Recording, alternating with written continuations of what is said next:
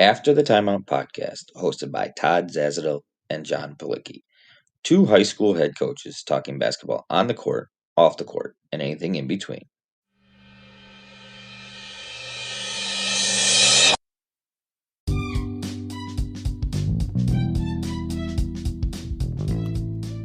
On today's episode of the After the Timeout podcast, we sit down with Coach Jeff Walz, head women's basketball coach at the University of Louisville.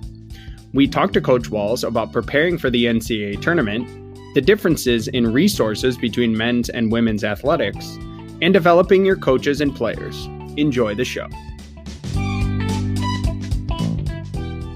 Coach, awesome to have you on. Little inside tournament experience here. We really appreciate it. We wanted to start off. You're number 2 seed in the tournament. You're excited. Your team's, you got to go through quarantine, testing. Now you're ready to go. And then all of a sudden, the conversation switches to something that's really out of your control with the inequalities between the men's and the women's weight rooms. I want to know, how did your staff adjust to that situation? Because that's probably something, as much as you plan, it's not anticipated, right? You can't anticipate for that. I saw your TRX workouts in the hallway, and you put out some stuff crediting your staff for making those adjustments. What are some of the things you guys did to adjust to that situation? Well, we knew coming down that the first 2 rounds we were not going to have access to a full weight room, and that was in our manual. Which fine. The problem came when obviously they started showing what the men had the opportunity to use. So, I just listened to Lynn Holzman, a little interview with Holly Rowe. Lynn is obviously the president for women's basketball within the vice president NCAA for women's basketball. As she said, there was just no communication or lack of communication between the men and the women of what are you going to be providing for your athletes. When we went to our practice facility and you see the pyramid of dumbbells, just the fact that anyone even signed off that was a good idea. And you had your sanitized yoga mats. That's what kind of blows me away. Is I understand it is awful the fact that the men were getting full weight rooms, but the idea that someone even looked at the pyramid and said, hey, this looks like a good idea, it is where I'm lost.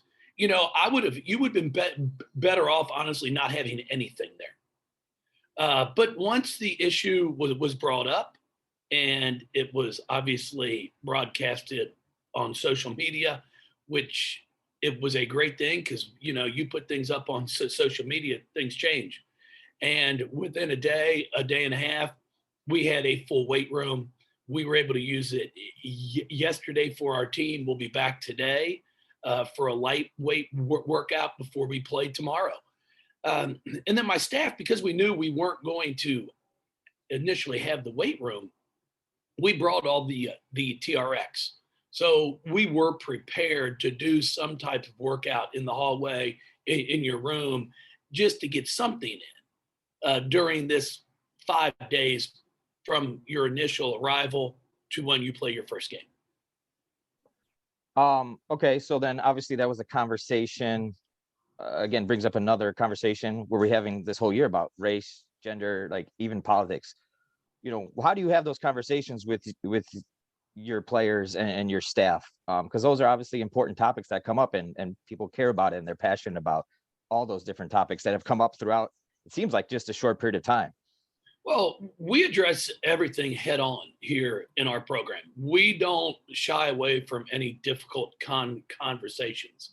We were the center in Louisville of Breonna Taylor. So, it's not like you didn't know what was going on. Right.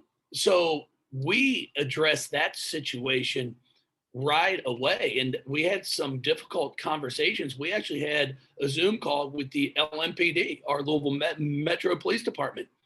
They were kind enough to come onto a Zoom with our student athletes, and they shared their insight. Our young women and our staff, we were able to ask them some tough questions. And it was great dialogue. I can tell you, we did not have everybody at the beginning that really wanted to be on that call, player-wise and staff-wise, but it's something we talked about and said, hey, you've got to be able to have difficult conversations to make any type of growth. And we all agreed to do it. And at the end of it, I can tell you that everyone was glad that we did that, because there was a lot of information that was shared, a lot of knowledge that what was learned. So when this came up, we talk about it. We talked to our student athletes. We had a great discussion last night of how fortunate we are here at Louisville. 14 years ago, when I was hired by Tom Jurich, his passion for women's sports was as vibrant as I'd seen in any athletic director. He wanted our student athletes to have the same experience as any male counterpart would have. And that has continued on with our new athletic director, Vince Tyree. So we're fortunate. We charter. We get everything that the men get. And our players are never looking over their shoulder going, why is our men's team getting this and we're not? But I'm not naive to think that that's the same at all universities and within all athletic departments. So we're very appreciative what we do receive and the support that we have, but we do know change still needs to be made. Okay. And then similarly to having those conversations, obviously when you're in a tournament setting, there's more media present, there's more requirements for your players and your coaches. And I think this is an important thing for even like high school players, because there's more exposure now. What do you talk to your players about, media training and how to talk to media and things like that? Because I think just with social media and everything, players at all levels now are in a kind of a bigger spotlight. Yeah, and it's more than just media training now. It's social media training. It's that's kind of what I meant, just in general, the term media. It's a lot easier for someone to get in front of a camera, these days, because it's done so much, and do an interview. We can talk about how you handle yourself, think before you respond, all those things. We even go to the extent of, post game, when somebody's in there and they're talking about a teammate going, she really didn't shoot the ball well, it was an off game, and you reply with, yeah, she really didn't play very well. And then you say, but she did so many other things for us. And a lot of times the media will cut off that, but she did other. So it's like, always start with the positives, always start with the positive impact your teammates had, and go from there. In social media now, one click of the button on send can change your life. And you're not bringing it back. I don't care how fast you try to erase it, delete it. Someone has screenshot it, and it's everywhere. And we talk about that. Think before you hit send, and then when you're prepared to hit send, think again. And then give yourself a good 10 or 15 seconds before you actually hit it to think for a third time, because you can't bring it back. We talk about it all the time with our student athletes. Before social media came about, you could get upset about something and just be furious about it. And then by the time you got home to pick up the phone to call somebody, you really realized, maybe that's not a big deal. And you had time to cool down. Well, now it's instant. So when you're at the top of your frustration, you're sending something out that a lot of times people regret because of how they sent it. So we talk to our players about that. We want to make sure that they're putting themselves in a position that really demonstrates their purpose, their belief, and they've had time to think about it. Yeah, or you could be like me and it takes 20 minutes to figure out how to send it anyways, and then amen to that. Yes. And then what are some of the strategies then? It's not it's a little bit of a distraction, right? It takes the focus away from the game. How do you kind of get your players back focused on the task at hand after they kind of had to go through that little period? Well, yeah, I mean, it's really not been difficult to get them to continue to stay focused. As we talked about, we had a plan because we didn't expect there to be a weight room, so we were prepared for that. And then we talk about, you have to keep fighting. You have to keep fighting for women's sports, not just women's basketball. This is my 25th year of coaching women's college basketball.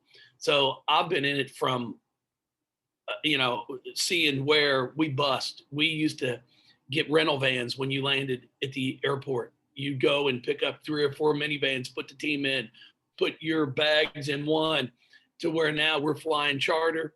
We're on charter buses, to where I've seen the improvements. Now we still have a lot to go, but our players, they have done such a great job all season of making sure we followed all of our protocols that we had in place at Louisville to get us to this point. So they're excited, they're focused, and there might be a little distraction here or there, but they understand and they have a mission that we're trying to accomplish. So let's take it on the court now. So you're, as Todd said, you guys are the 2 seed, but as the 2 seed, you get to first play the number 2 ranked scoring defense in the country. And then if you are able to win, you follow that up with UCF or Northwestern, and UCF is the number 1 scoring defense in the nation. That's a good 2 seed you got there, Coach. Yeah. No, so, you know what? We're excited to be playing. I've got a ton of respect for Maris and Brian, what he's done up there. We've actually played him twice before, and we've split games. So we know what's in front of us.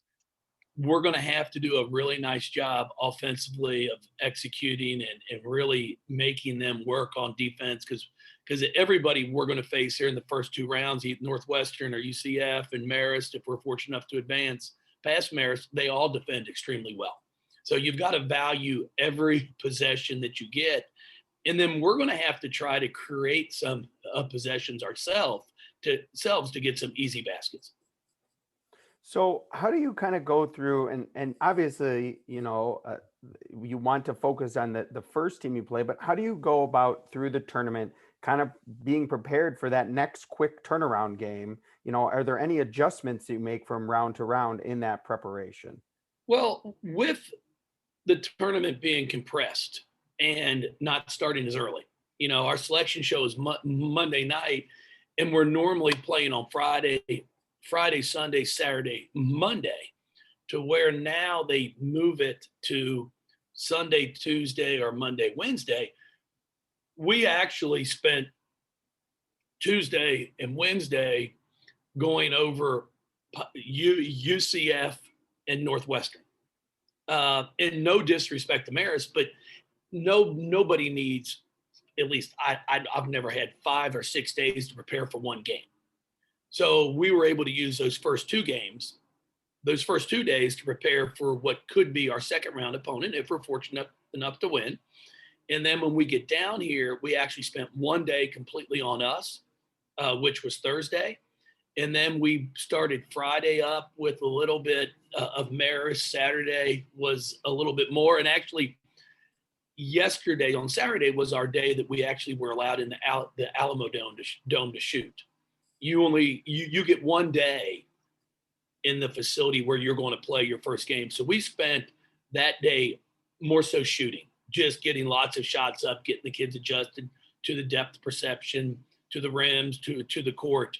And then today will be all Marist the day before the game. And then obviously tomorrow is game day. But, the change now is you are not given a shoot around time.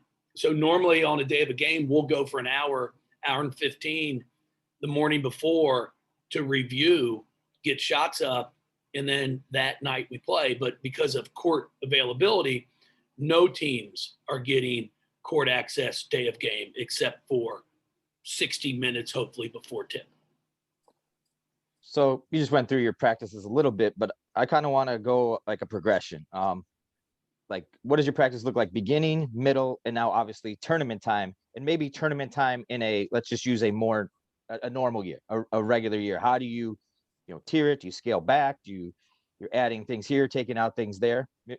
Yeah, we'll start off, the beginning of our year, we're going for 2.5, 3 hours. Now, as we progress through the season, we're an hour and a half probably of actual practice time max. Now, we might be out there for 2 hours because you do your pre-stretch and then post-stretching, and then, kids like to get some free throws up, some free shooting, but actual instruction, we're an hour and a half max. At this point in time, we will start off because we get 90 minutes. Since we've been down here, you get 90 minutes of court time. So our first 25 to 30 minutes is shooting, skill work, just ball handling, the fundamentals that people, when they come to our practice, they're like, oh, so you still work on bounce pass? You still work on crossover, left-handed layups, right-handed layups? We continue to do all of those things. And then the middle of our practice normally is on our opponent. We'll work on our defensive scheme, what we're trying to do, who their strengths are, what their weaknesses where we think we can attack them are. And then the last third of practice is strictly us. We are working on execution. We'll go over end of game scenarios, baseline out of bounds, sideline out of bounds, down 3 with 6 seconds left, ball on the baseline. What are we looking to run? Ball on the sideline. So we do a lot of scenario situations. So when we get into that situation, it's nothing new. Our kids know what we're looking for, know what we're going to run and execute. Okay, so let's go back. Let's go back in time here. You obviously have developed that over time. What was like a hard lesson you learned early in your career as far as practice structure or format? Because I think everybody goes through that, right? A balance of, well, that didn't work, or that wasn't the right thing, and you kind of get better as you go. Yeah, we do things a little bit different here than a lot of schools. I've never been one to write out an hour-long practice plan. I do a lot of coaching off the field. We will meet as a staff before practice, and I'll be like, hey, here are the 5 things that I'm looking to get done. And then my staff does a great job. I normally give them the first 35 to 40 minutes of practice and let them, hey, you want to work on guard post split, you want to work on shell drill. I let them do what they want to do. And we talk about it. And then the rest of practice is I like to get up and down the floor. So we're going to do a lot of up and down, 3-minute scrimmage, 4 minutes, difference, just playing, because I've seen a lot of teams that are great at drills. You do that shell drill, you sit there and do, ball you man, they're fantastic. But as soon as you go 5 on 5, it's all thrown out the window. So I like to get up and down, and then as it's going, we might be working on offense for 4 or 5 minutes, and then I'll tell one of my assistants, hey, I want a rebounding drill. So when this clock ends, it's you. And then it makes them stay involved in practice. It makes them have to think on the fly, which I think is important. You can write everything down, and that's great. There's nothing wrong with that. But unfortunately, in a game, it's not all scripted. You've got to be able to react and change on the fly. So we try to make our practices as close to games as we can. All right. So I guess we're talking practice here. You have an elite player, right? Dana Evans, Naismith Player of the Year finalist. What does she mean for your program? And then when you have such an elite player, and you obviously talked about fundamentals and all that, and you do that every day, but what tools do you use to help them improve throughout the season and year to year? Well, we've been very fortunate to have some special players throughout my 14 years here. We inherited Angel McCoughtry, who's a 2 or 3-time All-American, a 2-time Olympic gold medalist. Right. And then you get somebody like Shoni Schimmel that follows that, Maisha Hines-Allen, Asia Durr. So we have very talented players. It's not like we just got one great one. So we really don't just change because of one player. Right. Dana has really embraced the process of what college basketball is about. And a lot of players don't do that anymore. She came in averaging 34, 35 points a game out of high school, came in as a freshman, and I needed her to be more of a defensive player for it, be an impact at the defensive end. She averaged 5 or 6 points a game her freshman year because we had Asia Durr, we had Maisha Hines-Allen, we had Sam Furin. She didn't need to come in and score 20. And she embraced that. Then her sophomore year with some graduation, she wanted to work her way into a starting position. She did.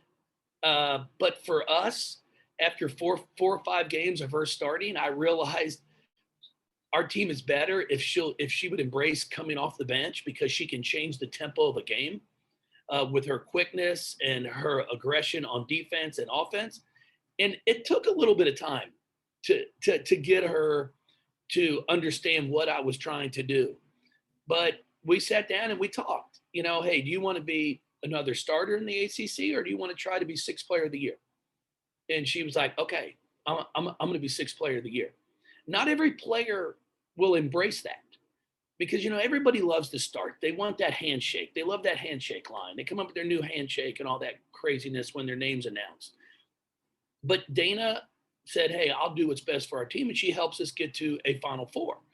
Now, her junior year, okay, I need more from you now. We're going to need some more scoring because we graduate Asia, we graduate Maisha, Sam, and she becomes ACC Player of the Year, which has never been done, men or women, where a player goes from 6th Player of the Year to ACC Player of the Year. And now her senior year, she's ACC Player of the Year again, back to back. And she's just embraced it from start to finish. And we try to explain this to all recruits, all players. Everybody's journey is different, but unfortunately, social media, I tell them, everybody thinks college is easy. You come in here, I'm going to just start here and just continue to go straight up. It's not how it works, guys. And everybody, I want to start. I want to start, but they also want to be on a good team. So I laugh with people and I'm like, so everybody else at your school, all the other positions are really good, but the one you play, those players, as I say, suck. So you're going to come in and start. But I go, it doesn't work that way, guys. You got to earn it. And in some situations, kids earn it. Haley Van Lith, Olivia Cochran for us right now are 2 freshmen that start and have had great success. But that doesn't happen all the time, and you've got to be able to embrace it and just fight through your journey. And when you've got 2 feet in, no matter what program you're in, if you've got 2 feet in and you're committed, you've got peaks and valleys. And when you start going down into a valley, instead of looking over your shoulder going, man, where else can I go? I could go someplace else and play. You come into the coach's office, you sit down with the coach and go, hey, what can I do to get better? What do you want me to do? And as coaches, I'll sit down with my kids. We talk about it all the time. Here's what I need you to do if you want to play. And then go out and do it. And those are the ones that all of a sudden you start to see them have a great career because they've handled adversity and gotten stronger from it. So Dana has just embraced all of that. And now we're at the culmination of her career here at Louisville. And it's been an amazing career for her. She's been an amazing teammate. And now we're looking to hopefully make a deep run. I think that is so important, just their willingness to embrace the truth and build off of that. I agree with you on that. So let's go in. We talked a lot, obviously about the tournament and your players. Let's talk about your coaching staff for a second. So, your assistant coach Norman was just obviously named an assistant coach of the year by the WBCA. So kind of take us through, what is your structure for your duties for your assistants? Do you have like an offensive or defensive coordinator role like some coaches do? Do you have specific assigned skills for each assistant? Kind of take us through that. Well, first off, Steph has been with me for all 14 years. So, I've been very fortunate to have someone of her knowledge and her expertise and work ethic to be a part of this. We've also been very fortunate here that I've never had an assistant coach move on to be an assistant coach someplace else. They stay here. They learn, we get better, we share ideas until that time comes for when they feel they're ready for a head coaching job. So every assistant that's ever moved on here, they've always moved on to be a head coach, which I think is what has made our program so special is we don't have a large turnover in assistants. So Steph's been with me for all 14. Sam Purcell's going on year 8, I believe, or year 9. And then JP, this is her second year. She replaced Samantha Williams, who got the head coaching job at Eastern Kentucky. So we don't have a offense, defense, anything like that. Now, we do have some skill position work. Coach Norman does a great job with our post players. Sam and JP do a great work with our guards, and I'll flip back and forth. So we do that in those areas. But besides that, everyone's involved. I was fortunate to work for Paul Sandiford for 6 years, and then Brenda Freeze for 5 or 6 years also. And both of those coaches allowed their assistants to be a part of all of it. I want my staff to know what budgeting is, dealing with personnel issues that might arise. I don't want them to not experience everything that you're going to need to deal with if you want to be a head coach. So we don't per se have just, this is your area, that's my area. We all collaborate together, and it's worked for us. Okay, so obviously we're after the timeout. So we like to talk about timeout situations. You just spoke about your assistants. So during a timeout, you and your staff talk about that dynamic. Are your assistants giving you a key stat? Are they maybe talking about some aspect of the game that they see?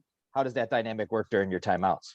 Well, we're talking a lot throughout the game during live play. So when a timeout hits, if it's to the point where a team's on a 6-0 run, an 8-0 run, we'll talk as a staff before the game starts, and I'll tell them, and we'll discuss it. I'll be like, okay, in today's game, if they go on a 6-0 run, I need to know because we're calling a timeout. And it could be a different game where it could be an 8-0 run, depending on the tempo of the game. So we talk about those things, and my staff, I'm pretty open for the fact that if we're coming down the floor and we have the ball, if there's something that they believe is going to work, I got no problem if they call it. If they're like, coach, this play, that play, and then we'll go and execute it. I mean, we'll sit there and try to, because they're all invested. They're invested in what's going on. Instead of just being a defensive coach or an offensive coach, they're invested in the entire game. So we'll talk as it goes. Hey, I think we should switch the zone. Let's try this. And then at the timeout, normally we've already had those discussions. And then it gives me the opportunity to go in there and talk to the kids and try to explain what we want to do and how we're going to do it. And if they've got something to say, I've got no problem if my assistant pops and head in, or they'll be behind me, and then they'll say something to our team as well. So let's finish up. We always finish up with a funner top 5 for everybody we have on. And so I was looking through, and obviously you were on Brenda Freeze's staff at Maryland when they won the national championship. But I also did some research, and early on, I think when you were in college, you might have coached some middle school and some high school ball. So my first job. Yes, sir. So kind of take us through what are 5 things before you were hired at the head coach of Louisville? What were 5 things that you might have taken maybe from Coach Freeze and some college jobs, but even down to those high school and middle school jobs early on? What were 5 things you took?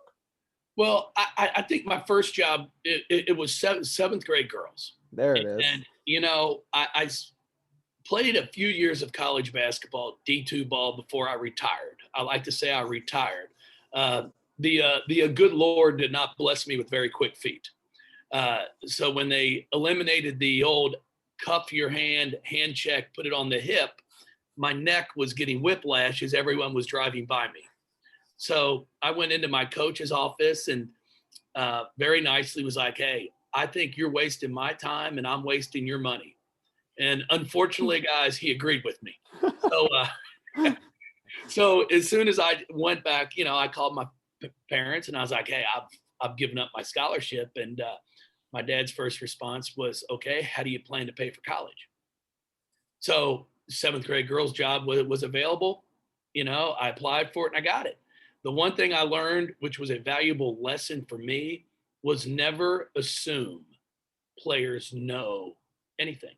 Teach them. We'd shoot free throws after practice. You would stand underneath the basket when I shot. I'd stand underneath, get the rebound when you shot. First game we play, you got fouled, and where do you think I stood? Right under the basket. And the parents are looking, are going, I never taught him how to line up for a free throw. Well, I just assumed that they knew it. So the first thing is never assume. Never assume. And it doesn't mean you're talking down. It's just you're educating. You want to make sure they know the game. The second thing that I've learned, and I learned this from Paul Sandiford, who was the first coach that I worked with, is players have to know you care about them. If they truly know you care about them off the court, you can coach them as hard as you want. You can challenge them to do things they never thought they could do and get them to a point where they're extremely uncomfortable of pushing through that wall, as we like to say. But you can never do that if they truly don't know you care about them. And I watched Paul Sandiford do that for 6 years. And the fact of if a player calls, boy, and needs something, it's not, I'll get back with you in a half hour. We take care of it then. We make sure we're an extension of their families. So I learned that from Paul, and from Brenda, for my 5 years with her, 6 years with Brenda, is she was great at recruiting. She really put a lot of time and effort into recruiting. And at the same time, she'd miss practices. So she had faith that the assistants were able to run a practice and be productive even while she's not there. So showing that confidence that you have it in your staff is really, really important. And then, for doing this for 25 years, I've also realized, and I think for any young coach, I would tell them that it's got to be a passion. It's got to be a passion. I'm blessed to be able to say that I know it's a lot of hard work. It's a lot of work. It's a lot of time. There's been a lot of sacrifices that have been made. But when I go to work each day, it doesn't feel like work.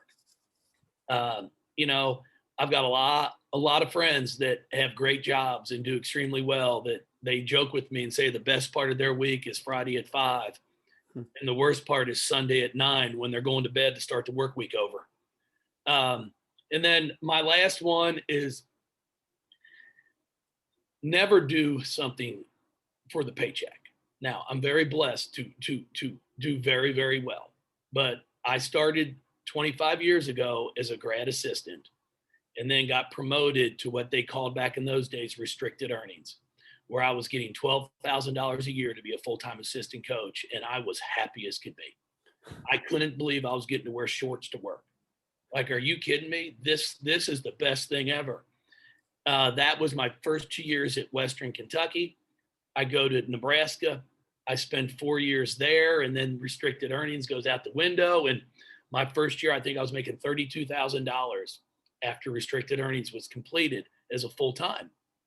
And I always tell anybody, you have to invest in yourself. And what I mean by that is, at Nebraska, Paul Sandiford, I'd always meet with coach, and he'd be, at the end of the year, what's your goals? And my goal was I wanted to be a head coach. And after the third year there, he said, okay, I think you're going to need to work for someone else to give you another sample of their style, of how they coach, and then a reference. It'll give you another reference. After year 4 at Nebraska, Brenda Freeze called when she was at Minnesota. We talked about a job. She offered me the job. I took the job. After about 5 months, we were having a discussion in the office, and she was like, I never even asked you what you made at Nebraska. Salary wise, you said you take the job. And I told her it didn't matter. I took a pay cut, because I was told by Paul Sandiford, who I respected, you have to invest in yourself. So I took a salary cut down, but made a move up in my career, and it's paid off. So I tell people when I have jobs open and I'm hiring for an assistant, if anyone ever asks me what the job pays, I basically cross them off the list. Because that's not, if that's one of the first questions you ask within the first 10 or 15 minutes of a job interview, you're telling me what's most important to you. Mm-hmm. Now, I'm not naive. If I'm, coming to call you about a job, I'm not going to sit there and lowball you and be like, hey, I know you've got a family, or even if you don't, and say, hey, I'm going to offer you $20,000 less than what you're currently making. But I want people that have a passion for what we do. So those would be 5 things from me that I think I've learned through my 25 years of coaching. Well, Coach, we know you got to run to your media availability at 9:15, but we really appreciate you being on. This was a phenomenal episode. Todd and I were so thankful that you got back to us and were willing to be on and chat the game with us. And we wish you nothing but the best of luck in the tournament this year. I sure appreciate it. I appreciate the time. It's always nice to be able to share. And, the one thing I really believe in is there's no better time to do it than when you're in the moment. So being down here in my hotel room and a little bit of our quarantine that we are in, I think it's good. It's good to share. So I appreciate the opportunity. And if you ever need another person to be on, please call me.